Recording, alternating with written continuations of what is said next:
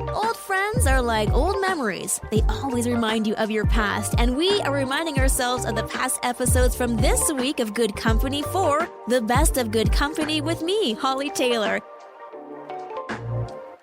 Maybe tea is your favorite drink over coffee, and a lot of you saying that you are preferring more of the herbal drinks or your red rose tea. Yeah, you know what? Tea on a rainy day with like some kind of biscuit, I am all for. Producer Mark, are you a tea guy or a coffee guy? Definitely a coffee guy. Your tea and biscuit thing reminded me of my grandmother, though. Oh, great. See what the young people say these days? It's soothing. It's just comforting. I get it. Yeah, I just, personally, I feel like tea kind of tastes like dirty dishwater. Ew. Yeah. You're making it wrong. You need a good old British cup of tea. It's just too, I don't know. Yeah. Bland. That's fine. That's fine. Takes all kinds. So if you love coffee, what is this flat white? Or do you know? I have no idea. I generally stay away from the fancy coffee shops. Yeah, for sure. You know, I'm spending like $2 roughly on a cup of coffee. You're doing a little double-double. If you're ordering a flat white, that's probably pushing it up to like $8 for a coffee. Yeah. So that's just generally out of my realm of coffee drinking. Yeah, right? Yeah. I mean, why $8? I don't know. It's the status symbol, I think. I guess. Yeah. You're paying, $6 for the mug, which you throw out, and $2 for the coffee. My favorite, mocha, coming in at number 10. I'm Hollie Taylor, talking about some of those items that maybe have a bit of a design that's lacking. I'm a huge fan of the zero gravity chairs, although I think sometimes, depending on which one you get, the design can be a little suspect. I sat in one over the weekend and had a hard time getting out. I went too far back and it was a scene. There was laughter. I was embarrassed. So maybe they could work on their design just a little bit more. Producer Mike, have you seen anything that you thought, what? What is this? You know what I never understood? It's a type of guitar. It's called a road-worn guitar. Okay. And it's basically like you take a brand new guitar and you take whips and chains to it and scuff it all up and make it look like it's been touring with the Rolling Stones for 40 years. Why not just take your own guitar and go on tour? Exactly. Exactly. That's my thought. And you go to a instrument, like a guitar shop or something, and they'll be selling this thing for $700-800. Why? It's like, why? It looks like it's been beaten up. Yeah. It's one thing if it has that story, if it had actually been touring for 40 years. And that's the thing. But it's straight from a factory in Mexico, and that's what they did to it. I don't know. I don't like that. I've never understood it. It's like someone dropped it during the production line and then just decided to call it distressed. That's right. It's a feature now. I'm glad you brought that up because we do have a text message here from Maria, and she says the whole distressed trend. Why? I don't know, but I'm not going to lie. I do have a distressed coffee table in my house. However, I didn't buy it that way. I had little kids. Distressed was in. Hey, look at me. I'm just trying to defend myself. I got an old table that looked nice. I painted it white and I distressed it. And now my kids have distressed it even further. So I can't even tell. They distressed it with crayons. Yes, there's like purple rings on it. And I'm like, oh, I bought it that way. By design. So there you go. By design, some things that make you say, why? This quote was inspired by a teachable moment I had with my daughter this weekend. Turned out that she was working on her aerials. Yes, my kids love to dance. And someone had some really great tips for her as to how to make it easier to critique it. But for her, she just felt like, well, if I was doing it wrong, then clearly I'm a failure. But I said, you know what? This is where we learn our best lessons. Henry Ford. Now, I didn't actually have the smarts to like recall a Henry Ford quote, but I found this and I'm going to share with you today. Just wanted to clarify. Failure is simply the opportunity to begin again, this time more intelligently.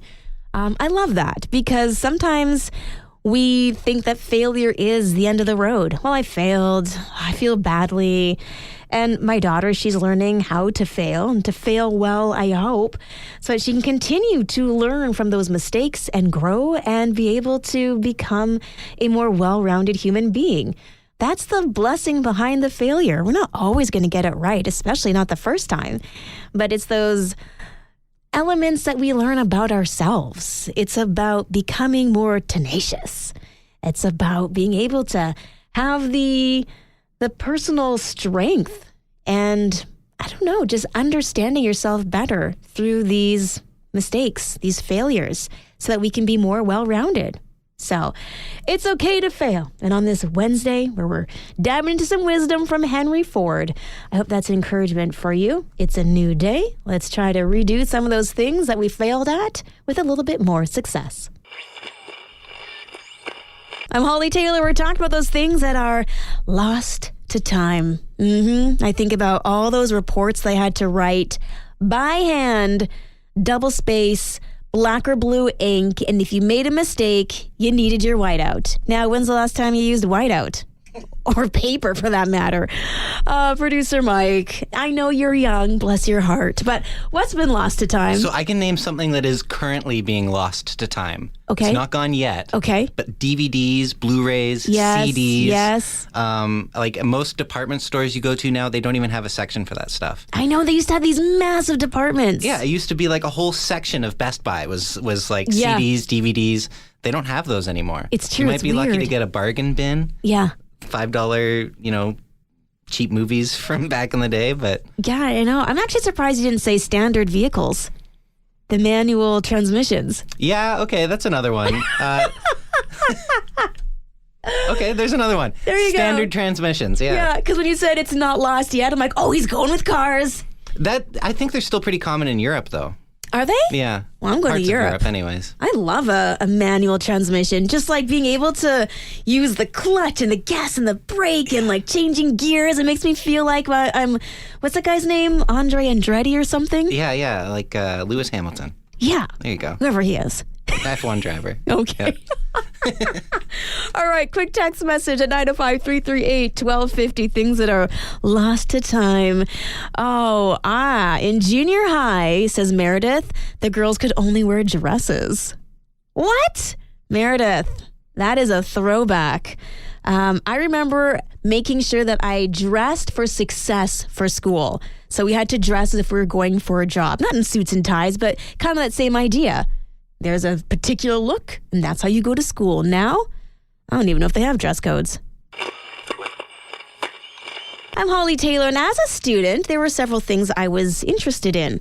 I even did extra work sometimes. That sounds really nerdy, doesn't it? Producer Mike, did you maybe do extra work? I never did extra work. Okay, nerd. Hey, I will wear that label with pride. I remember I was in grade 7, I think it was, and I just recently heard about Black History Month. And being mixed and being in Alberta, there wasn't a lot of education or conversations or even resources back in the day talking about Black History Month. So me and a friend who was also mixed, we did a little digging and we put together a report for the classroom about it for fun. We did get extra credits though, so Producer Mike, it wasn't in vain.